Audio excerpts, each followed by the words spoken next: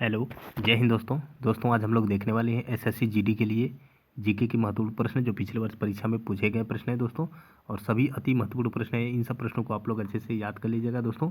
ये सब प्रश्न आने वाली परीक्षा के लिए महत्वपूर्ण साबित होंगे। तो आइए दोस्तों देखते हैं।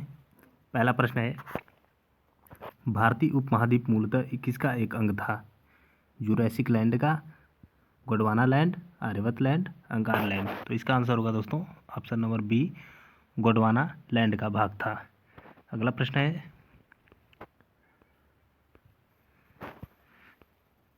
दिल्ली में स्थित शांतिवन किसका समाधि स्थल है? इंदिरा गांधी, जवाहरलाल नेहरू, लाल बहादुर शास्त्री, राजीव गांधी। तो इसका आंसर होगा दोस्तों option number B, Jawaharlal Nehru का। और इंदिरा गांधी का समाधि स्थल किस नाम से जाना जाता है? तो शक्ति स्थल।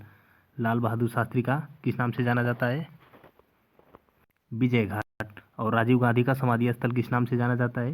तो वीर भूमि। अगला प्रश्न है दोस्तों, अजंता की गुफाएं कहाँ स्थित हैं? उड़ीसा, मध्य प्रदेश, महाराष्ट्र, केरल। तो इसका आंसर होगा दोस्तों ऑप्शन नंबर सी, महाराष्ट्र के औरंगाबाद में।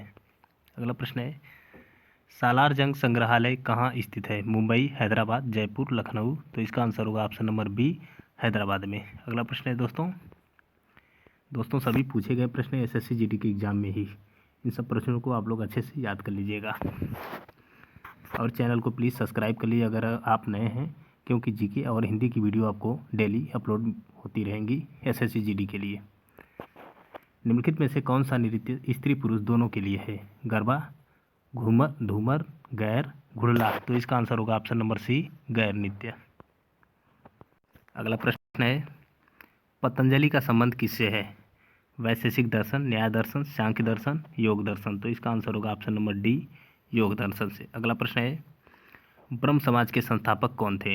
राजा राम मोहन राय, स्वामी दयानंद सरस्वती, रामकृष्ण परमहंस, इनमें से कोई नहीं। तो इसका आंसर होगा ऑप्शन नंबर ए, राजा राम मोहन राय।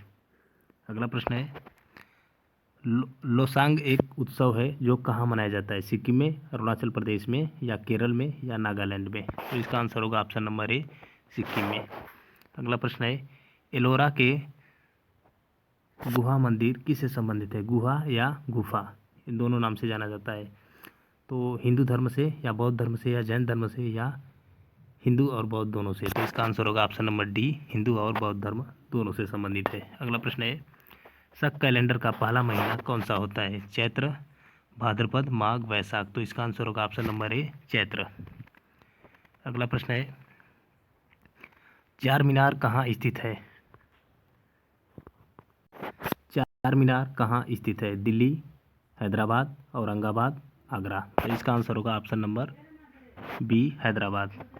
अगला प्रश्न है, अंतर्राष्ट्रीय मजदूर दिवस कब मनाया जाता है? 1 फरवरी, 1 मार्च, 1 अप्रैल, 1 मई। तो इसका आंसर होगा ऑप्शन नंबर डी, 1 मई को।